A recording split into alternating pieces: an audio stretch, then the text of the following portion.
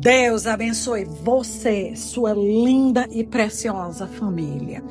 Que o sangue poderoso de Jesus esteja nos cobrindo, que todos nós estejamos revestidos com a armadura completa de Deus, com a autoridade que Jesus nos entrega. Nós também revestimos cada um dos nossos familiares com o sangue de Jesus, todas as áreas da nossa vida, as nossas finanças, as nossas escolhas, as nossas decisões, o nosso matrimônio, os nossos filhos, a nossa descendência e até o nosso futuro. Nós cobrimos com a proteção que existe no sangue de Jesus. Reivindicamos para nós a obra de Cristo na cruz.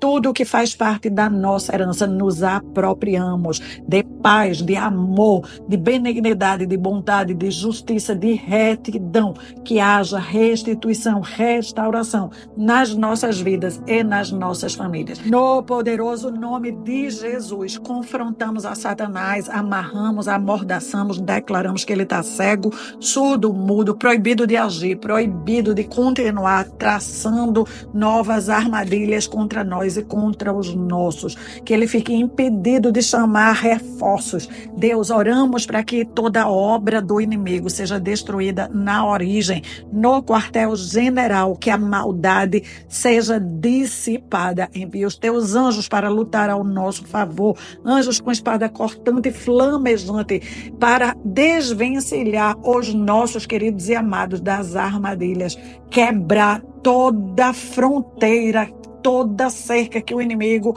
levantou contra nós e contra os nossos.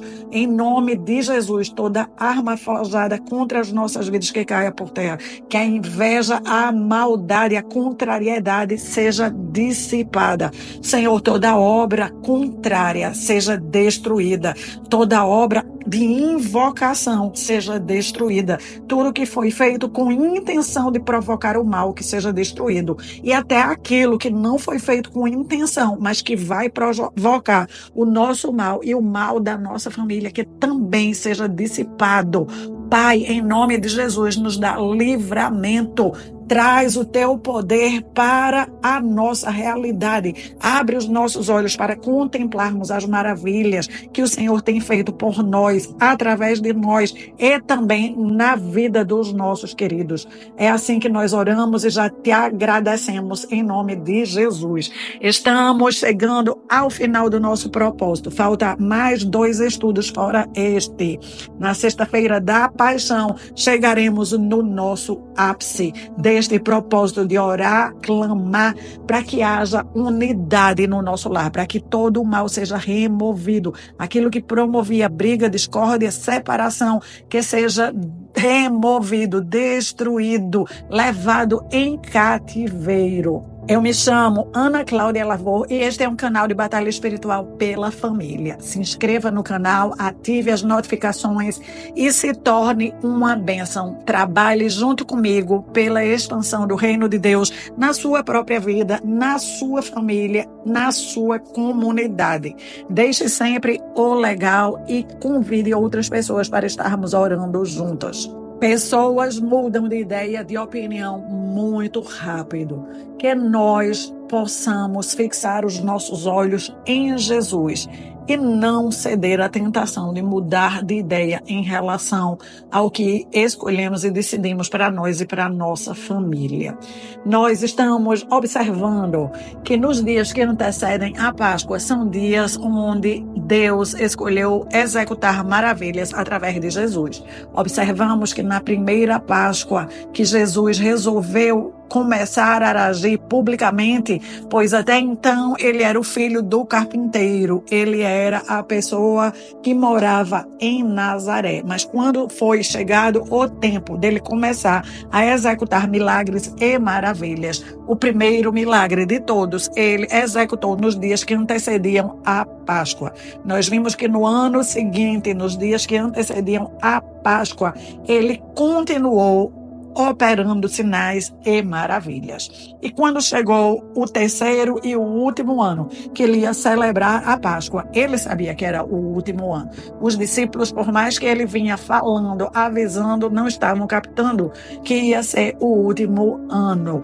Mas como tudo estava organizado, programado, nós vemos que Deus deixou na sua palavra muitos rastros do que ia acontecer. Para quem está estudando a palavra, observando os tempos, percebe que a palavra estava se cumprindo.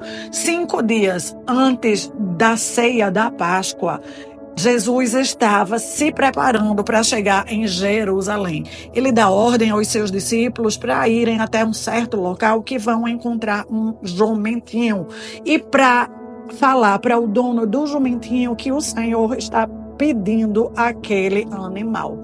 Os discípulos vão lá e tudo acontece como Jesus instruiu. Eles trazem, então, o jumentinho. E eu vou ler para você o que acontece com aquele jumentinho no texto que está no livro de João, o Evangelho de João, capítulo 12, a partir do versículo 12 em diante.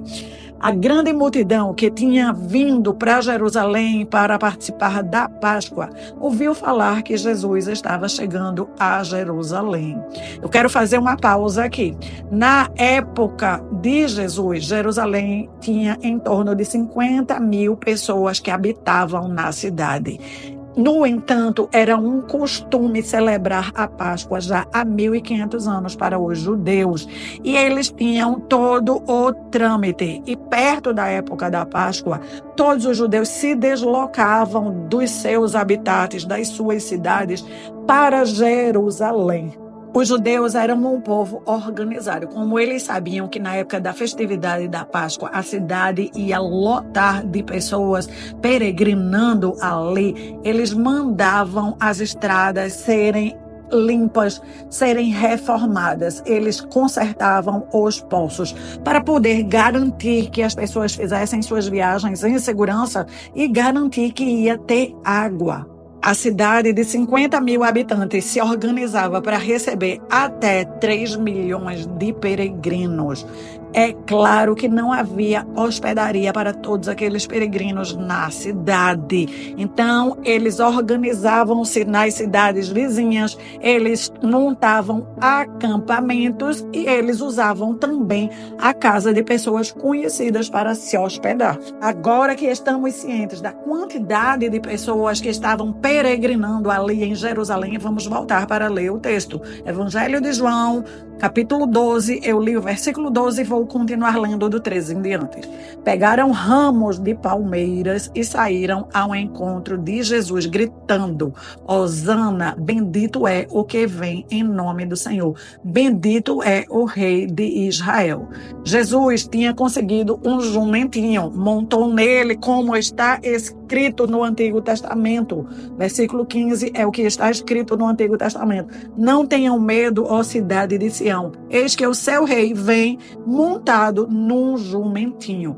Deus tinha deixado esse rastro no Antigo Testamento para que as pessoas identificassem quando o seu filho chegasse. Por isso, Jesus fez questão de mandar os seus discípulos encontrarem o jumentinho, trazer o jumentinho para ele utilizar, montar naquele jumentinho e entrar em Jerusalém, para que a palavra de Deus se cumprisse ipsilíteres. Do versículo 16 em diante. A princípio, os seus discípulos não entenderam isso. Só depois que Jesus ressuscitou e foi glorificado, eles se lembraram de que essas coisas estavam escritas no Antigo Testamento a respeito de Jesus e que assim como estavam escritas, assim aconteceu.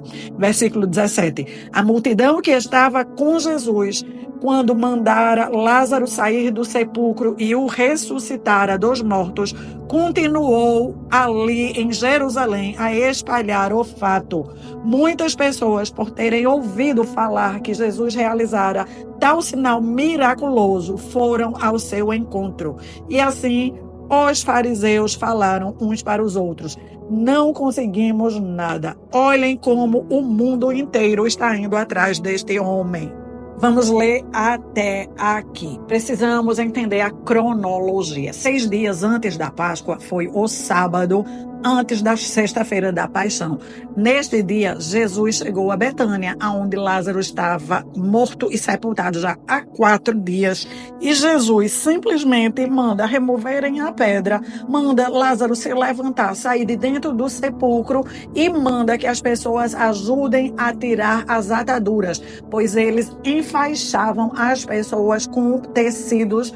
Quanto mais rica, mais nobre era o tecido. Se não tivesse riqueza, o tecido que o dinheiro podia comprar servia para fazer a atadura do morto. O morto recebia um monte de unguento cheiroso e recebia um monte de faixa de tecido e era colocado dentro de uma rocha, e então eles fechavam a rocha com uma pedra maior ainda.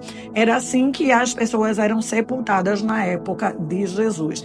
Neste dia que Jesus ressuscita Lázaro, mais tarde está tendo um jantar, é o dia que a mulher entra e derrama sobre Jesus o perfume de alabastro. Jesus estava sabendo que ele iria para Jerusalém, que a Páscoa estava chegando, que ele iria cumprir o ápice da sua trajetória, o ápice do seu trabalho, e ele estava operando, fazia o que lhe era costumeiro, realizar milagres. Ressuscitou a Lázaro, no dia seguinte fez o milagre dos pães, da multiplicação, em seguida entra em Jerusalém montado num jumentinho e é aclamado, como nós acabamos de ler, por uma multidão de mais de 3 milhões de pessoas que estavam ali peregrinando em Jerusalém para as festividades da Páscoa. Jesus tem algumas atividades a fazer antes de ir para a cruz.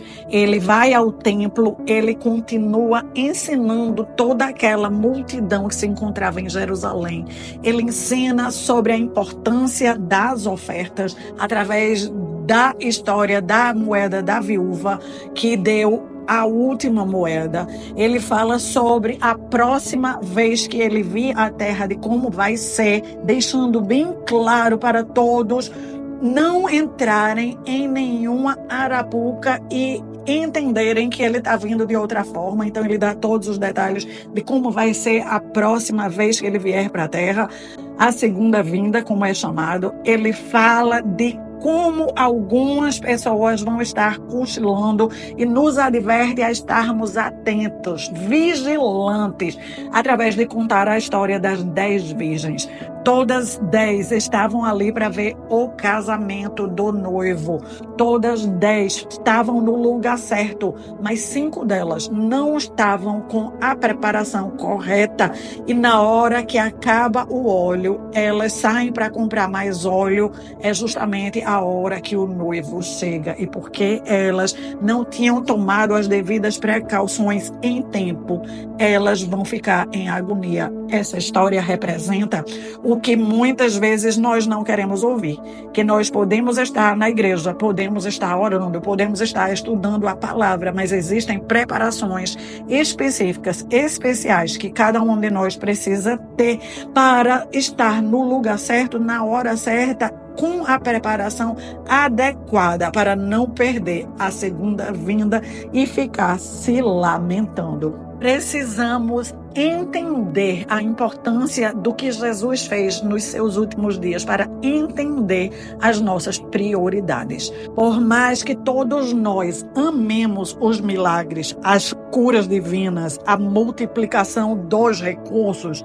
os últimos 3 ou 4 dias de vida do Mestre na Terra, ele dedicou a ensinar ao povo a palavra, a nos ensinar a palavra.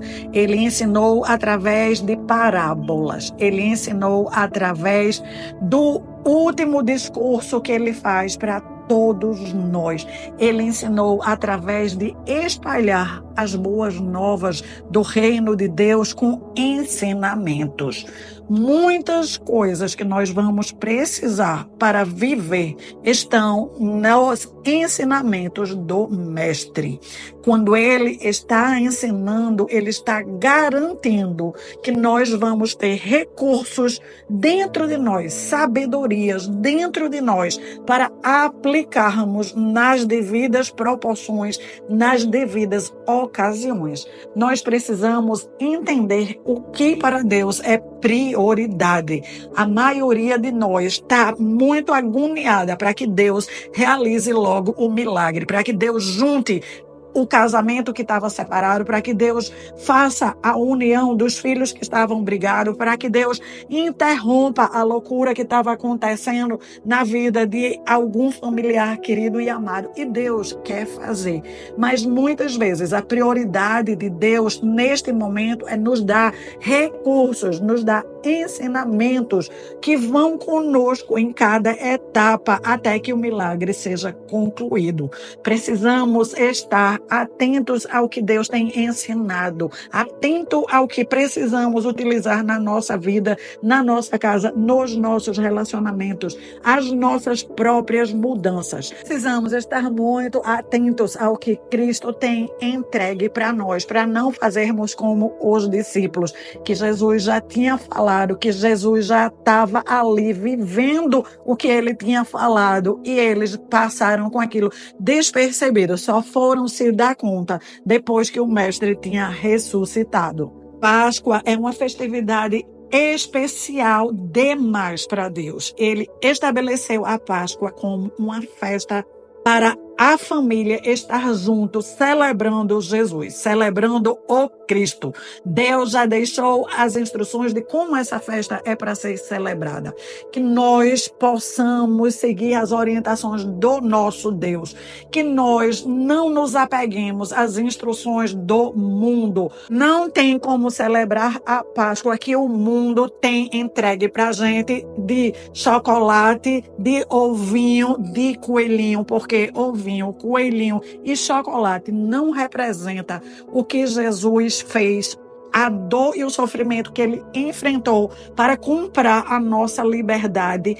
Ovinho, chocolate e coelhinho não nos fortalece. A verdadeira fé vai nos fortalecer. Ele vai nos mostrar o que é necessário. Se não podemos vencer de uma forma ou de outra o sofrimento, muitas vezes nós vamos ter que atravessar o sofrimento. E é por isso que Jesus chama para que os seus discípulos sigam ele e carreguem a própria cruz. Alguns sofrimentos nós vamos precisar suportar, nós vamos precisar carregá-los até o tempo que vai ser chegado o fim, até o de repente, até o milagre acontecer. E isso nós precisamos de músculo, de força, de fé, que possamos nos inspirar na verdadeira Páscoa, que possamos trazer a verdadeira Páscoa para os nossos, que possamos ler textos da Páscoa, ler falas de Jesus, trazer ensinamentos nessas refeições, principalmente na refeição da sexta-feira. Que Deus possa nos orientar, que Deus possa nos ajudar. Que a glória de Deus seja conosco e com a nossa família. Neste propósito, nós estamos orando pela unidade da família, que esta Páscoa esteja selando esta unidade. Nós estamos nos apropriando de Efésios 2,14. Por causa de Jesus Cristo, nós agora temos a paz. Ele fez de dois povos, duas pessoas, duas nações, uma unidade. Pelo poder do seu próprio corpo, naquela cruz, ele destruiu a parede de indiferença, de ódio, de rancor, de mágoa, de separação, de inimizade que promovia a separação na família.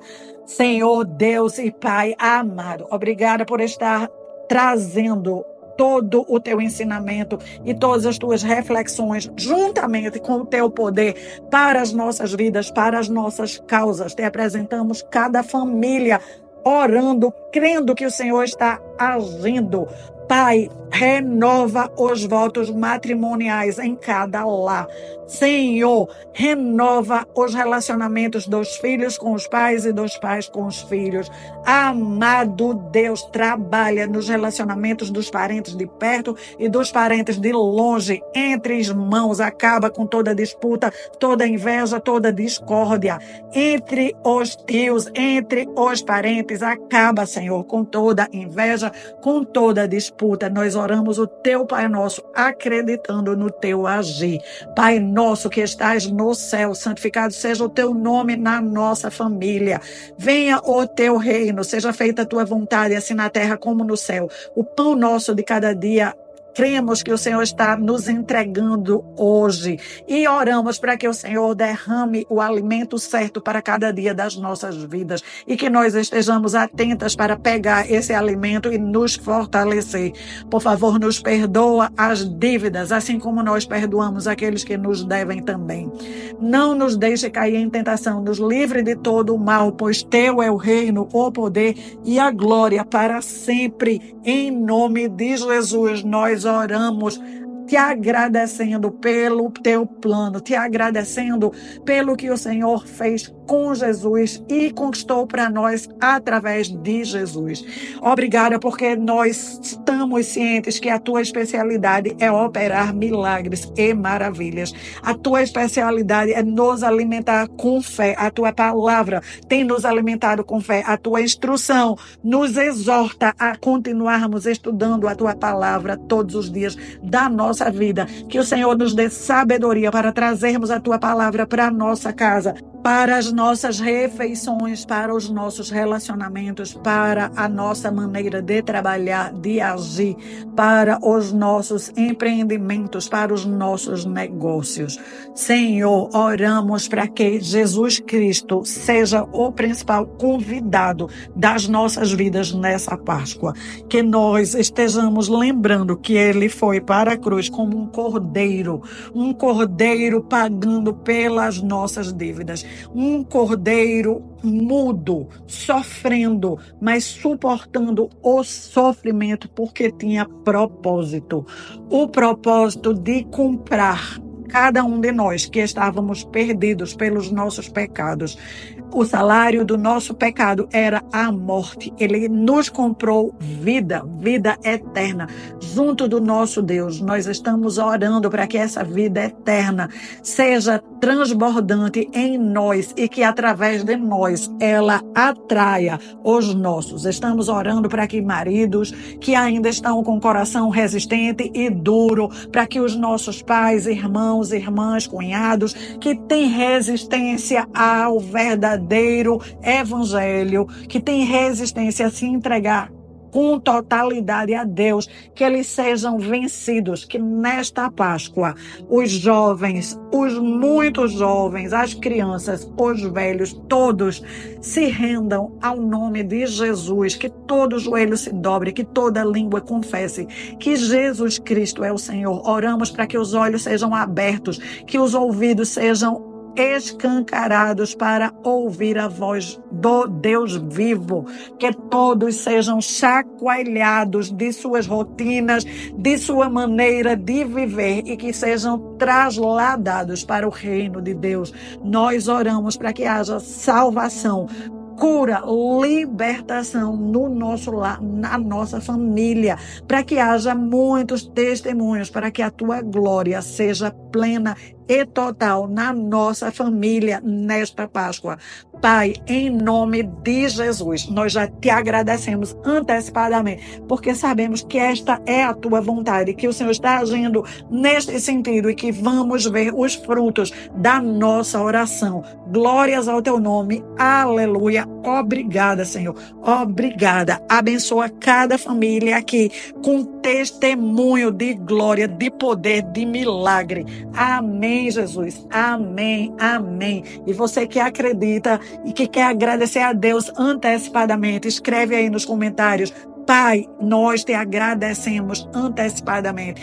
Pai, obrigada pelos milagres. Escreve também o nome de todos os familiares que você acredita que vão ser impactados por Deus nesta Páscoa. Aí nos comentários que estaremos orando por eles em concordância. Deixe aí o seu legal. Trabalhe junto comigo pela expansão do reino. Copie o link, convide outras pessoas para orar conosco. Seja você uma bênção hoje, amanhã e todos os dias da sua vida. Continue orando pela sua família. Ore por todas as outras famílias que estão neste propósito. Sempre contribua com o like. Nos veremos no próximo estudo. Seja aqui, é o penúltimo estudo desse propósito.